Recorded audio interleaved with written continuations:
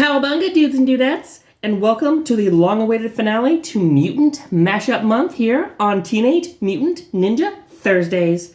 I'm sorry this is late. It's been a really nasty winter, giving me lots of coughs, lots of vocal problems, but I'm back, I'm feeling good, and I'm ready to talk about trolls. Not the ones from the DreamWorks movie that you may be familiar with, nor the losers on Twitter that tell me I'm not a real woman, but the original wishing trolls from the 1960s. So, a quick history lesson. In 1959, a Danish woodcutter named Thomas Dam was not able to afford a Christmas gift for his daughter. So he decided to be resourceful and make her something out of wood. A little doll in the shape of a troll from his own imagination. And this cute little thing made her the envy of every kid in town. They were all like, "Can we get troll dolls too?" And he was like, "Yeah, I can do that." So his company started mass producing them, and he licensed them out to other companies who distributed them worldwide, and became a massive fad in the 60s. And like any good fad, they came around full circle in the 90s. Of course, in the 90s, they were more primarily marketed towards young girls. So in 93, companies in America who had licensed the trolls were like, how can we reach the young male demographic? So they tried a two-prong attack. The first being to create their own superhero team of trolls called the Stone Protectors. They had a video game and a cartoon and action figures. And I don't know anyone ever who was ever into them. I don't know anyone who had the toys. I don't know anyone who watched the show or played the game. Like, it fell on its face from what I can remember. But the second thing they tried fared a bit better.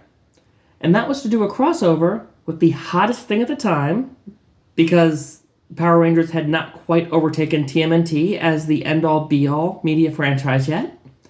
And they did a crossover with the Teenage Mutant Ninja Turtles. So Playmates released, in both small and jumbo size, a 4-set of turtle trolls. And here are these little cuties. They're adorable. Look at them with their little hair and their cute little smiles. These things are adorable. Like, I love them. And they have the cute little, like, kind of glassy eyes like the wishing trolls had.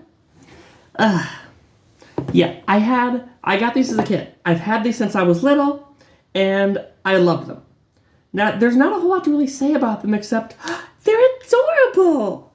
Mainly because they're not great in terms of action figures. They're not really dolls, but they're not action figures. They're something weird in the middle. And they do have articulation, though. And got a little bit of leg. You can sit. And kick. Boo boo.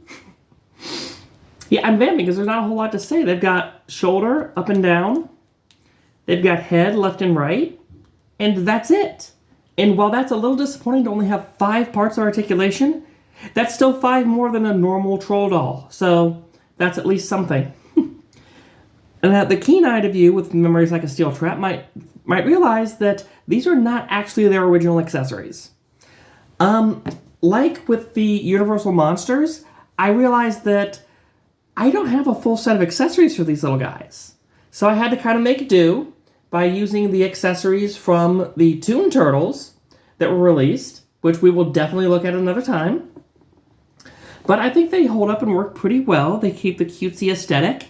And honestly, they're way more cutesy than the accessories that actually came with them, which are hard to pin down because these things didn't come in blister packs. They came in rectangular cardboard boxes that didn't show off any of the accessories. They only showed off the main figure.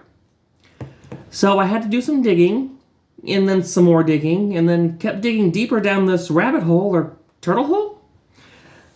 Just because, A, no one seems to remember what accessories came with these things. B, some of the accessories are reused from other Ninja Turtle figures. And C, they all came in different colored plastics.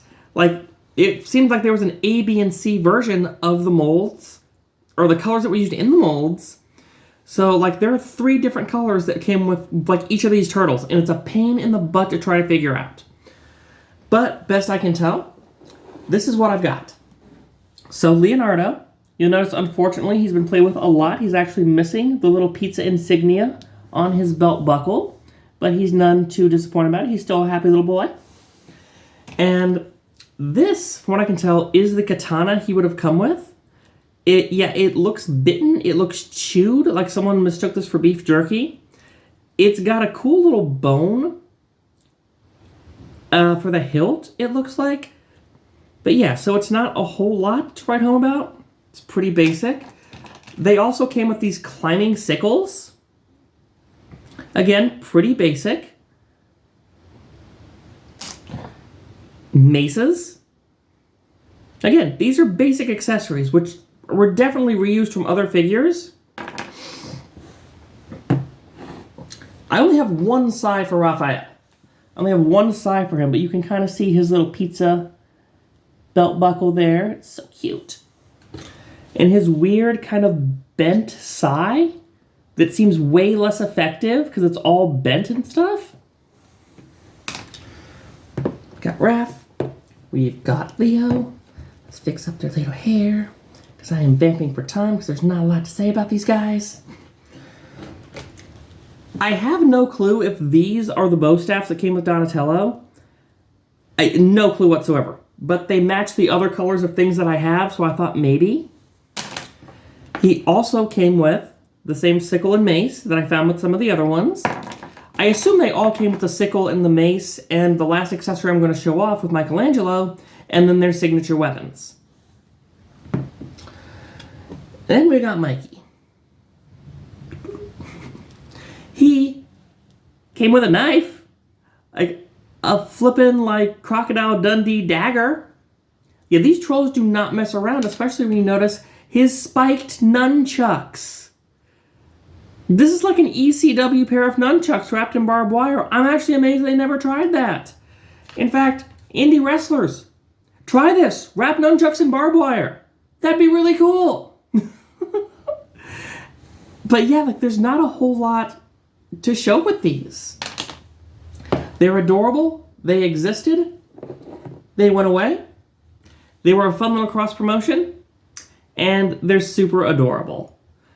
So that's kind of all I got for the last edition, the last episode of Mutant Mashup Month. I hope you guys have enjoyed my look at all the weird, different crossovers from the TMNT universe. And this is something we're going to make a yearly tradition once I get things like a capture card and editing software. So we can actually look at some of the other mediums, comic books, movies. Lots of fun stuff on the horizon, guys. So, as always, make sure you like, comment, and subscribe. Hit the bell and notification so you don't miss a video. Follow me on my Twitter at SoniaOutandProud. And I'll see you guys on the next TMNT Thursday. Bye!